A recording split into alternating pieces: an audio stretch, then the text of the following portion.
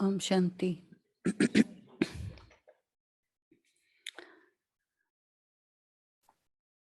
Of course, we know that God's name is Shiv Baba, right? And he says Krishna is not God, Vishnu is not God, Shankar is not Shiva, I am God, you are you. And I'm your father and you are the children. And so that's okay, right? We figured that out.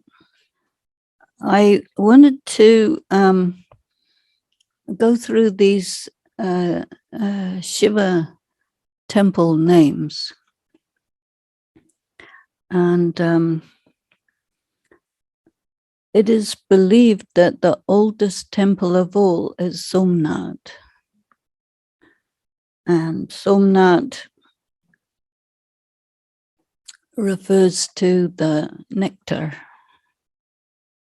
Soma. Have you heard of Soma? Yeah, Soma is a nectar. It's like a drug. Right?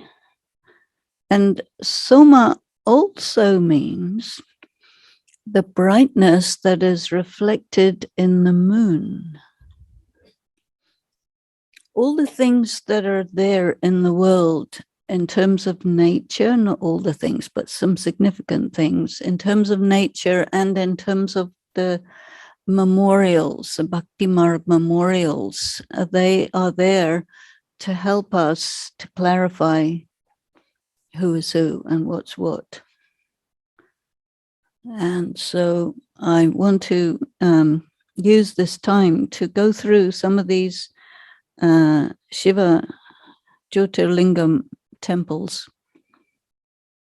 And so Somnath is in Gujarat, and it's on the shore of is it Arabian Sea? Yeah, okay, good, thank you.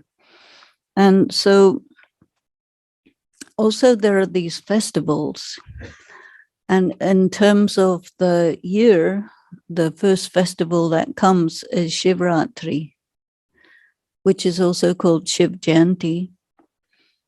And so he is born at nighttime. And that refers to the end of Kali Yuga, the night, which is also called the night of Brahma, the day of Brahma, the night of Brahma.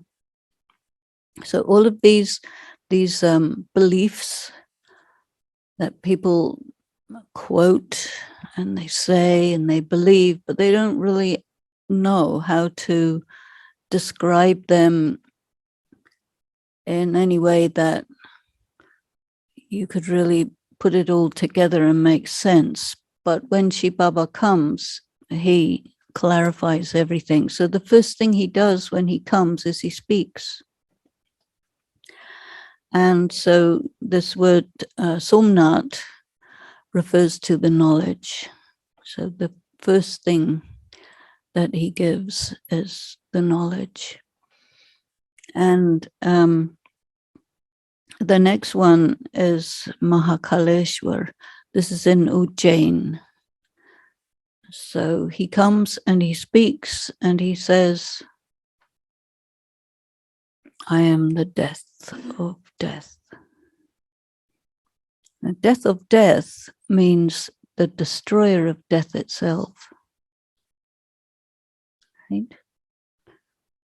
So what he says is, I'm changing you from being in the consciousness of mortals, people who are subject to death, and I'm making you immortal, and I'm also making you pass through like the death of the world, the death of human civilization, as currently it is, and not, as he said in the Murli today, not total annihilation, right? But almost total annihilation. How many people survive the destruction? We don't know exactly, but not too many. And we know there's a few categories of people who survive the destruction. There'll be a few BKs. There'll be a few what's called advanced party. They're not quite exactly deities, but they're not far from being deities. So they're like demigods. And a few regular, normal, everyday people. And there will be some scientists. And there will be some military people. These are basically the categories who will survive the destruction, and they will be in small quantity. So according to me, the scientists will go in spaceships and watch the destruction from there because it's a bit of a safer place, right? And it's interesting to me that scientific people have, like a few people are going on space tourism,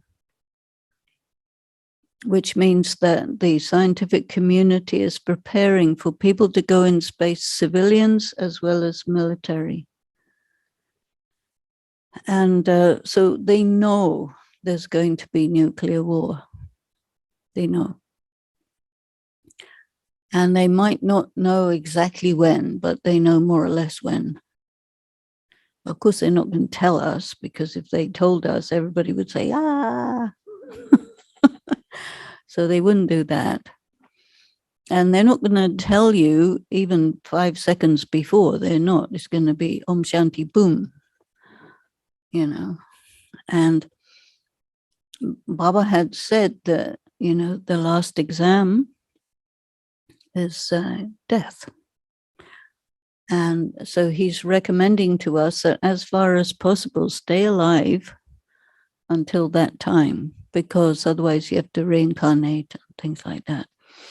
And that then we can all go together to the soul world. And this is known as Shiva's Bharat, this big procession of Shiva. And he says it resembles a swarm of mosquitoes. Have you seen a swarm of mosquitoes? Very interesting, because a swarm of bees, you can see it. A swarm of mosquitoes, you can feel it. You can't really see it because they're so small, but you can really feel it. And souls are like so small, but there will be this somehow feeling of all the souls on earth just going away with Shiv Baba. So he describes it for us so we can think about it. And can you imagine when there's nobody left on the earth? It'd be very quiet. Very quiet. Scarily quiet. But anyway, so Mahakal. And people are quite afraid of death, right? And so he talks to us about it very much in the Murlis. This is your last birth. You have to practice to leave the body and be bodiless and all this, so that we get a bit used to the idea that death is leaving a costume, going home, and then going to the golden age and getting a nice new set of costumes up to 84. And then there is Omkareshwar. Omkareshwar means I am the beginning and point of light. Om. And then there's Mallikarjuna. Mallikarjuna. Arjuna is the main character in the Gita who's listening to the knowledge of God. And if you have read the Gita, you would know that there are many epithets of God. And all these names are epithets also. and they refer to the acts of God. So he does many things. And Malika is a fragrance. And so the knowledge itself is fragrance. And also what I do is I play with these words. And if you take only one L instead of two L's in Malik, then you have master. And we know that God is the teacher of Arjuna. And who is Arjuna? Who can be Arjuna? It is said the one who takes the initiative is Arjuna. And so when we come to Baba, we hear about him, we recognize him, and in the process of recognizing him, there is a clear understanding that we have to do something about it. So if you go ahead and do something about it, that is, you start studying and all this, practicing to be a good BK, then that's Arjuna. Kedarnath. So Kedarnath is somewhere up in the Himalayas. And you heard in the Murli that up in the high mountains you can get visions. And the high mountains is a symbol for a high stage of consciousness. And Kedar actually means the field. So it is the field of action. And so Kedarnath is, you can say that what he does is he teaches us pure karma in the field of action. And we can only really do pure karma consistently if we are in a high stage of consciousness. Because as soon as we drop our consciousness and it becomes body consciousness, then we can easily make a mistake. Then the next one is Badrinath. And Badrinath means the Lord of Vishnu. And these Badrinath, Rameshwar, and Gopeshwar are quite important because they make it clear that these Vishnu, Krishna, Ram, they're humans for whom God is the God. There's no God for God, he's already God. But Vishnu has a God, Krishna has a God, Ram has a God, and that's Shiv Baba. And so that is indicated by Badrinath and Rameshwar and Gopeshwar. So that's very important because in the Indian gathering of deities, it's not so easy to clarify which one is God. And in particular, this idea that Shiva and Shankar are the same, right? And so one of the things that he says very importantly is, look, I'm not omnipresent. That's a mistake. The other thing he says is, I'm not Shankar. And that's quite difficult for the devotees who believe that Shiv Shankar is one thing.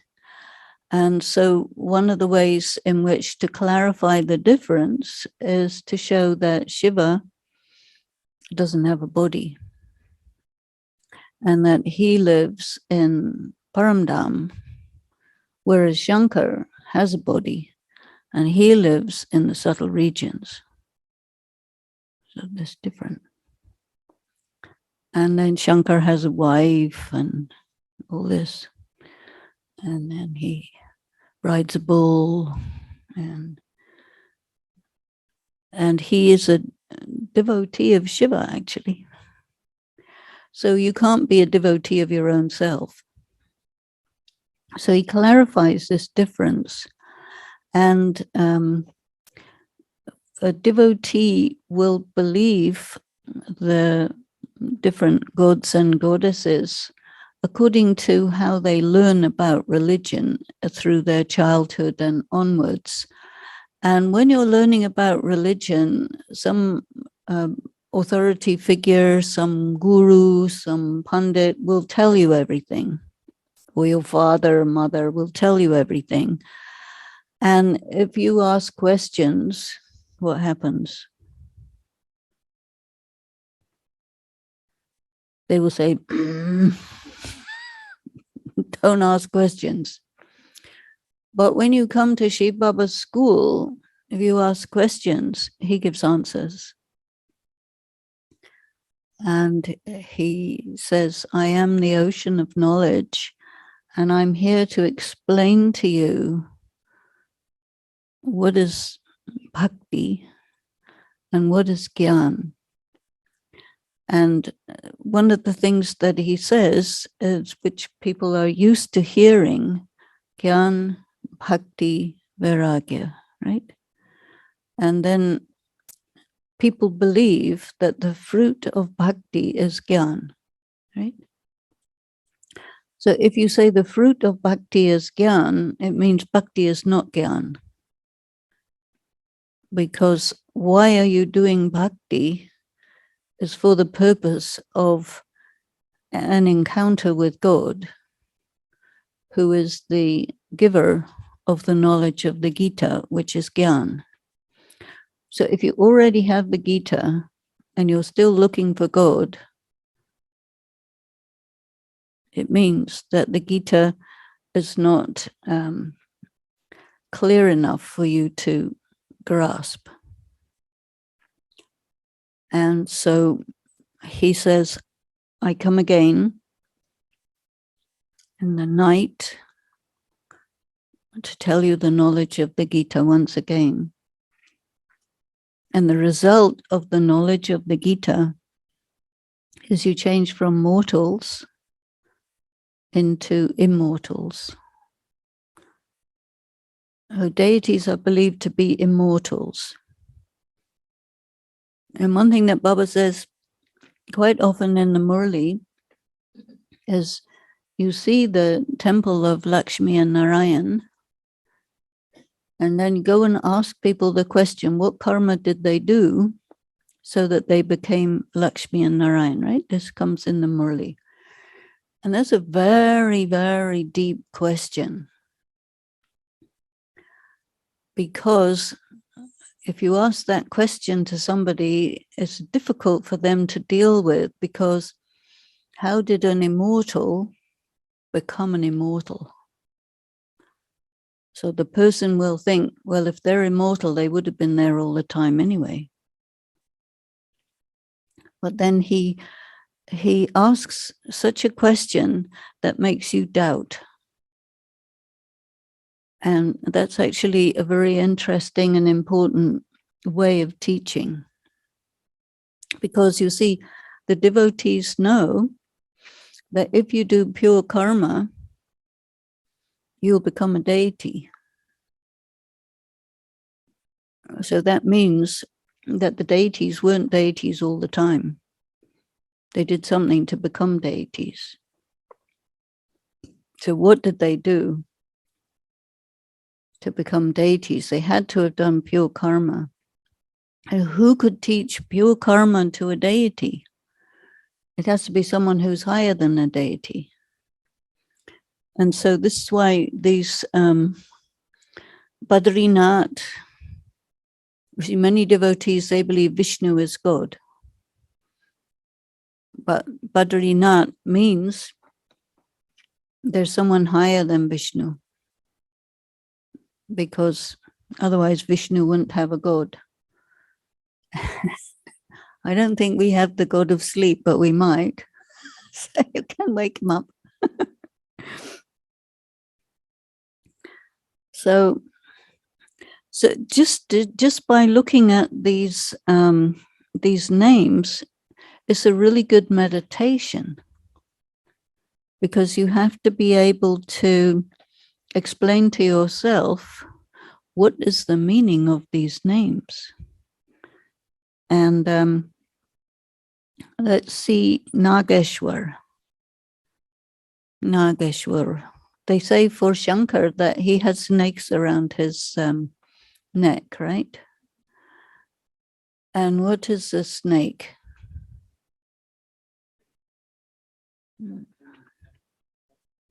It has a lot of symbolic value. And one is vice, lust. And it also refers to leaving one body and taking another. Because Baba has given us these examples, the Brahmari, which is not a buzzing moth, but a bee. And then the tortoise. And in the Shiva temples, they don't have bees, I don't think, but they definitely have a bull and a snake and a tortoise, right? And so that means that he uses the male as a vehicle. The cows are the females, but he uses the male as a vehicle. And he teaches how to become independent of the snake. That means the body. So the snake refers to the body. It refers to vices. It refers to the process of leaving the body and taking another one. And the tortoise refers to two things. One is the second vehicle of Shiv Baba, Dadi Gulzar. Tortoise means someone who is very introverted and who had to go deep inside. That means Brahma Baba was a medium of Shiva, and Dadi Gulzar was a trance medium of Bab Dada.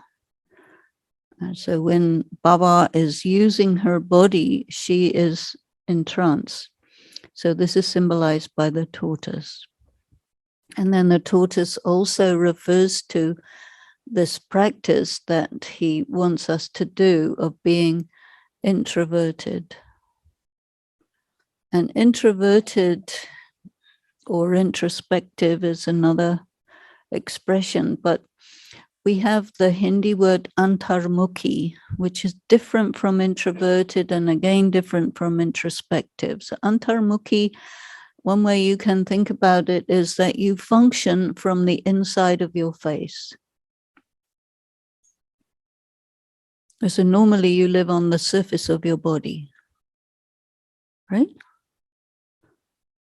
And you are completely in contact with the world through your sense organs all the time, unless you're asleep. And when you're asleep, you're disconnected from the body, right? And so Antarmukhi is that you keep yourself on the inside of your face, looking through your eyes. Otherwise, when you're in body conscious stage, you are your eyes, right? Right there. But when you're behind your eyes, and it's a very nice practice to do, to practice being behind the eyes and looking through the eyes so that you get a distance between yourself and what you're seeing. Right? And that means that you have the option as to whether it goes in or not, which means it's possible for you to be detached from visual sense perception. And then the same with the ears, you be inside your face. There's a difference between who you are and what you're hearing, which means that you have this space which gives you the possibility to decide whether you're going to be affected or not affected by what you're hearing. See, so this is a very useful practice that Baba used to teach the sisters and brothers to walk around being, I'm seeing through my eyes, I'm listening through my ears, I'm touching through my fingers, to practice to feel the difference between I, the self, and this, my body. And the only way that we can have contact with the material world is through the sense organs. And when you leave your body, you do not have contact with the material world. So the purpose of having a body is to be able to perform your role. And when you don't have a body, you can't perform your role. So when you're in the soul world, you're a seed. And Shiv Baba is also called Shiva, the seed. And the difference between him and us is he is conscious as a seed and we are not. We can only be conscious when we're connected with the brain. And when a person has brain damage, they're not able to function so well, because even though the soul is capable of functioning, it cannot function unless it has a brain. And all the elements of the body are needed for communication and receiving information. So this is why we have bodies. Okay, Bhima Shankar. And of course, Bhima is one of the Pandavas. He's the powerful one. So Bhima Shankar is called the formidable one who causes prosperity. Formidable means he is very scary. But when he comes to us through the body of Brahma, he's showing his pleasant form. Because if we would see his scary form, we would all be scared and run away, right? But in the Gita, there is a description about this, that Arjuna wanted to see his real form. And then he saw the vision of light, which was brighter than 1,000 suns. And Shiva Baba says, I'm not brighter than 1,000 suns. I'm just a point of light. But it's very intense light. And if you would experience who he is full on, that'd be too scary. Way too scary, don't you think? Yeah. So when he comes through the form of Brahma Baba, very few people can recognize him. How do we recognize him? To me, the only way we could recognize him is if he allows it. Well, I don't think we could recognize him just like that. But I think that he enables us to recognize him. And then once we recognize him, then he will test us in many different ways. And that's the nature of the study, because he becomes our father, teacher, Satguru. And the relationships that we have with Shiva Baba are progressive. He starts off father, loving, gives you the inheritance. Then he becomes teacher. That means he starts expecting us to understand what he's talking about it and to act on it. And then with the Satguru, he doesn't accept any mistakes. Is that right? Not really. Means you will pay pretty high if you make a mistake with the Satguru. And so that means it takes time to shift from the father to the teacher to the Satguru. And if you do make a mistake with the Satguru, well, you just have to pay. And he will block you until you please him. You know, some of the stories that there are in Bhakti is about what you have to do to please God. And if you displease him, then he doesn't like it. And you have to do a lot of tapasya to please him. And then he says, okay, all right. So he is Bholanat, fortunately. But I didn't put that in there. These are these Shiva temples. Then Triambakeshwar, which is the giver of the third eye. And the third eye is the eye of knowledge, the eye of the intellect that is able to see what is invisible. And so with the third eye, it has to be working together with the two eyes. And to keep your third eye open so that you can really see what's going on and not be deceived and not close it down. So no other being can give you the third eye except Shiva. And the different deities are shown with the third eye. And the Shiv Shaktis have the third eye. But the other deities like Golden Age, Silver Age deity, they don't have the third eye. Because Shiv Shaktis is in the confluence age.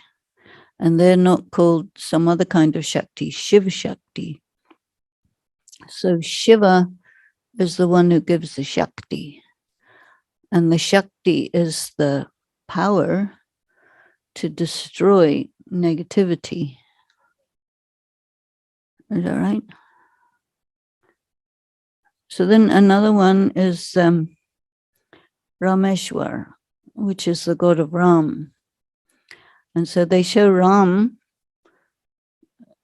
worshipping Shiva, which means that Ram cannot be God. And in Bhakti, they speak about three Rams, right? One Ram is the soul. One Ram is Silver Age King Ram, Ramchandra. And the other Ram is incorporeal God. And so you need to know which is which.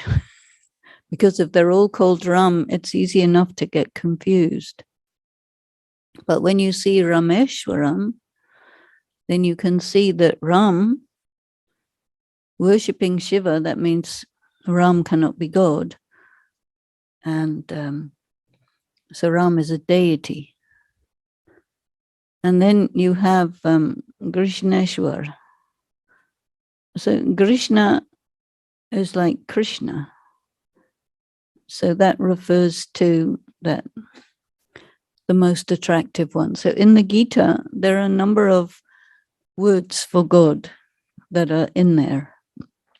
And if you look at all the different titles of God that are there in the Gita, one of them is Krishna, but all the others refer to Shiva.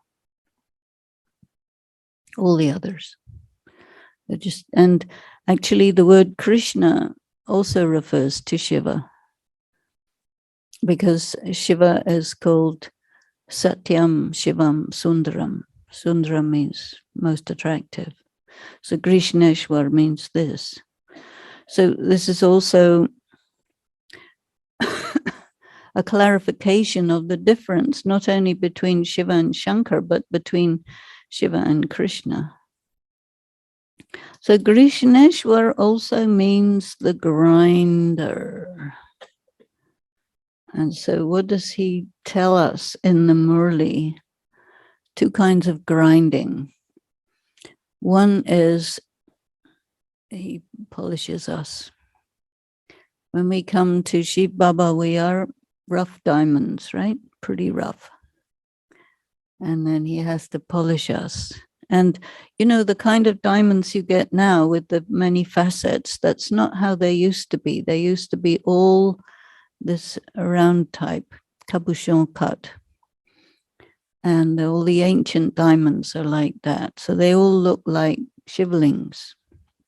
And the first shivaling was this Koh-i-Noor, was a diamond, single diamond in that oval form, which was suspended by some sort of magnetism. It's suspended in midair, and they would meditate with that. I see. So this means the light of the world. So light, a diamond will reflect light, right? Sunlight. That's how you find a diamond, is when it reflects that. So anytime you have this syllable sh, it refers to light in Sanskrit. So Grishneshwar is like that. And you see, the other thing that he wants us to do is grind the knowledge by churning it until it becomes a really fine powder. And then you really get your intoxication of knowledge. And one of the most famous one is Kashi Vishwanath, the Benares Shiva temple, meaning Lord of the world. And Kashish means also attraction. So you see, there are many, many words for God that refer to attraction. And Krishna, the most attractive of all the human beings. So there's this confusion between the number one human soul and the Supreme Soul. Because, of course, Baba comes to us as Shiva through the medium of Brahma. And even among BKs, it's very rare to recognize Shiva and recognize Brahma and understand the combination of the two. That's very subtle, you know. But this is how he communicates to us. And Brahma is, of course, the bull. Then there is Vaidyanath. And Baba says sometimes in the Murli, I am Vaid. What happens when you take Ayurvedic medicine is it purges everything, whatever should or is poisonous in the body. So this is why I was telling you earlier that when you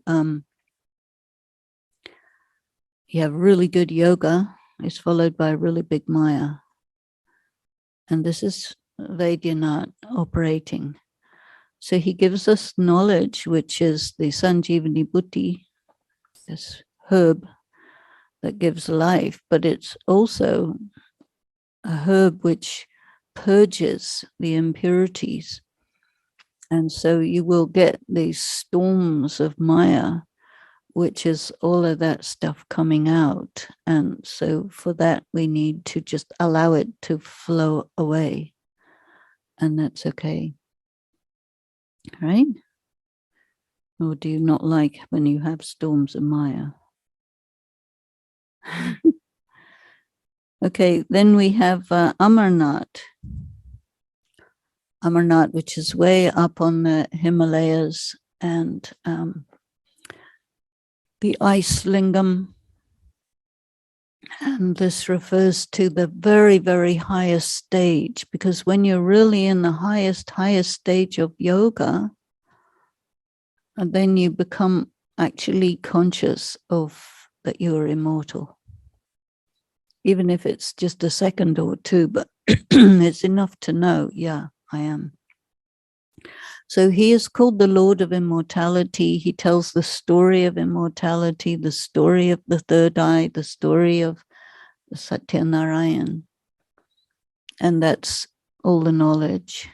So you can see that all of these descriptions, all of these temples of Shiva are talking about different things that he does or that he did when he came on the earth. So sometimes you hear in the Murli, he came, he did something, and then he left, right? And you see, in the other religions, Islam, Christianity, Buddhism, those are the main ones. All they know about God is that he said something, let there be light or something like that. And then all the rest is human stuff. Only in the Gita are the details of what did God say. And only in India are the memorials of what did God do. And many of the memorials are stories, you see. Because what happened in India is that when it became the Copper Age, people remembered God and things that happened in the Confluence Age. And why they remembered it is because it was destruction. We call it the small destruction, but it wasn't that small. It was huge. And it was a lot of natural calamities. The paleontologists show us indicators that there could have been a clash between Earth and another planet, maybe Venus. There are signs of that. Baba never says, but there are signs. And he does say that there was a big drama, which changed the geography.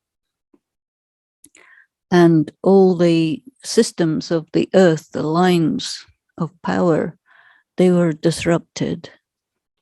And so the technology of the Golden Age and Silver Age stopped working because that lines through which the energy flowed were broken. And that most of the ancient buildings were efforts to put that, to repair that, to put it back together again. So you see the different pyramids in Mexico, Egypt, all these places, and some of the big stone constructions that you have, like Stonehenge and those, they were efforts of the people in the Copper Age to try and repair this situation, but of course they couldn't. But the Hinduism that we know today is what is known as Vedic India. So this is when the Vedas were put together. And in the Gita, it mentions the Vedas, which is interesting because the Vedas came long after the Gita. And what it says in the Gita about the Vedas is don't bother with the Vedas. Strange, no? Why should you not bother with the Vedas?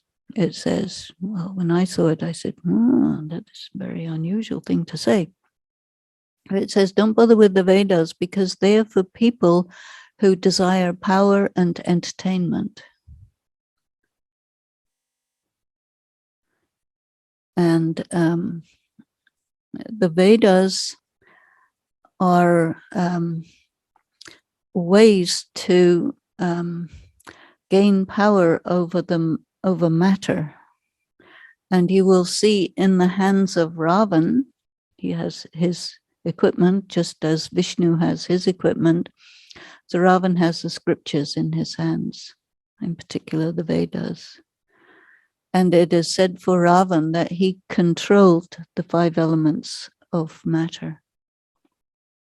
And so now we have the development of science where you do have control over the elements of matter, and the physicists find a lot of relationship between their discoveries and what's in the Vedas. But then the Vedas do not tell you anything about the identity of God. So the Vedas may be about 1,000 years ago. And then before that, whatever was in India before that is stories and myths and legends. And the clear information that they had at that time was reformulated through the Shankaracharyas. And this is really the big difference between the Copper Age and the Iron Age. So that the Hinduism that we know today comes from that time. But the Hinduism of simple people, village people, is from before. And so it's interesting that Baba, when he gives Gyan, many of the people, very, very large majority of the people who pick up the Gyan are people, simple people, or village people, and people who know Hinduism not through the details of the scriptures and so on, but through the stories and the devotional practices and the legends and myths and pilgrimages and all of these things, you see. And this is very relevant because he's really talking to the pre-Vedantic Hindus. And then when he says to us, okay, I can talk to you because you have been through the whole cycle. You know the Golden Age, you know the Silver Age, you know the Copper Age, and you know the Iron Age. Somewhere in your soul it is in there. And then when he comes and you start to hear it, and when he speaks to us, it's a very, very simple language. And it's in the context of present day Hindu references and beliefs and quotations and all of these things. And he uses very simple language. He says, I don't speak in Sanskrit. Well, what language does he speak in? A mixture of Hindi, Farsi, Urdu, Sindhi, and a little bit of English and bits and pieces of this and that, which is the language of the people of his area of Sindh, and which we can very easily grasp, very easily. But inside that simple language is very, very deep information, which you can extract when you churn it. So the Murlis are very heavily disguised, just as he himself is very heavily disguised. And there's a saying in the Christian religion that God comes secretly like a thief in the night, which is quite accurate, very secret. And he's a thief. How is he a thief? He steals away the gopis' clothes, right? That means he takes away your bodies. And he steals butter. And that means what? Stealing butter. Who steals butter? Not God, but Krishna steals butter. What is butter? Yeah. There's a great world war. And you know the Gita is situated inside a big poem called the Mahabharata. And the Mahabharata is this big legend of this family feud, civil war. And Pandavs and Kauravs and Yadavs. Sometimes he talks about Yavan, which is the Islamic people, but Yadavs is Europeans. And so all these people, and if you look at the war of the Mahabharata, the quantity of military in that war far exceeded the human population of the Copper Age. You know, they say that Krishna spoke the Gita in the Copper Age, and Shiva Baba says, what? What is the result of the Gita? The Great World War. And what is the result of the Great World War? All the people went back to the soul world. And what happened after the Copper Age? The Iron Age. So that won't work. It's the wrong time to have the Gita. The Gita has to be in between the Iron Age and the Golden Age. But Krishna doesn't come in the Iron Age. So they popped him in the Copper Age, but he belongs in the Golden Age. But he can't be the speaker of the Gita because it's already been done. So Krishna was really the one who heard the Gita, which is Arjuna, and the highest among human beings. So Brahma. You see, so unless Shiva Baba comes and explains all these things, it's impossible to figure it out. Impossible. So I thought that this is another way to think about who he is, Shiva Baba. And he's not a human, you see. And what happens in religion is something called anthropomorphization. Have you heard that word before? It means that you make God into a human. So in religion, like the Christians talk about Christ, Jesus as a human. The Islamic people talk about Muhammad. Jewish people talk about Moses. And the Buddhist people talk about Buddha. And the Buddhists have pictures of Buddha and the Christians have pictures of Christ. The Islamic people and the Jewish people say you can't make an image of God, so not allowed. And then in Hinduism, you have lots and lots and lots, many, because the deities are called pujanya. And so then when it became the Copper Age, then they were no longer deities. Something happened to stop a deity from being a deity and make them into a normal mortal. That means that the power of the soul was lost. And they had to start using physical power because the spiritual power wasn't working anymore. And then they became conscious of the attraction and repulsion of matter. And so you get this incredible story of the creation. And what is said in India is nobody knows the creator and the creation. We want to know the knowledge of the creator and the creation, but nobody can know it because you can't find out. How will you find out? The ancestors didn't know it, and you can't find it out by exploring the material world.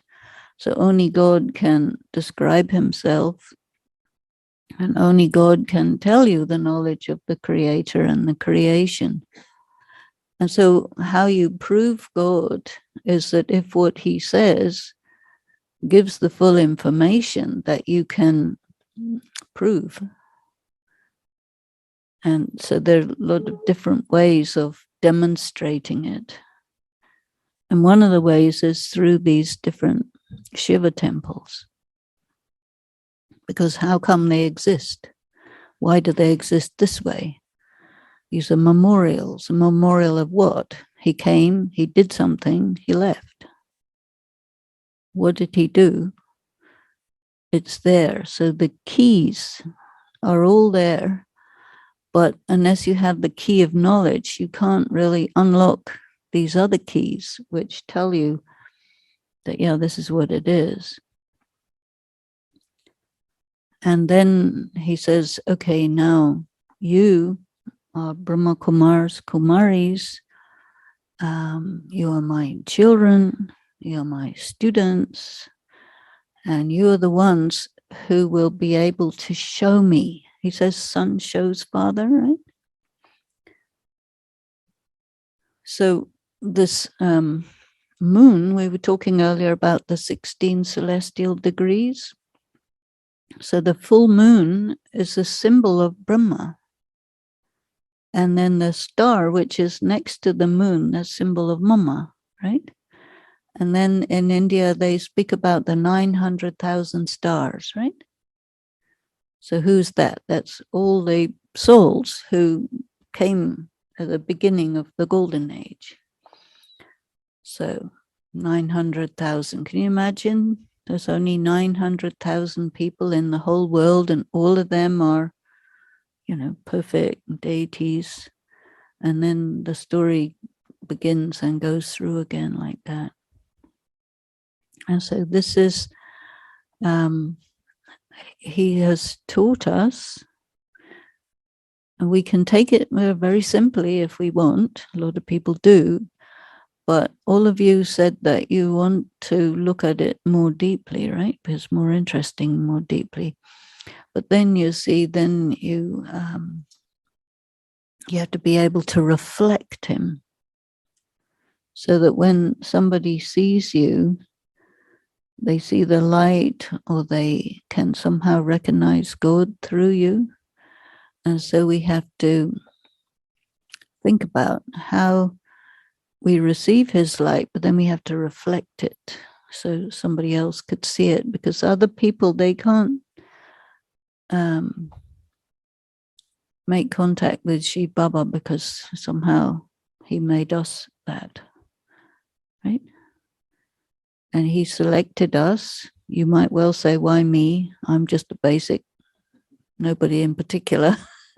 But he says, no, you can do it.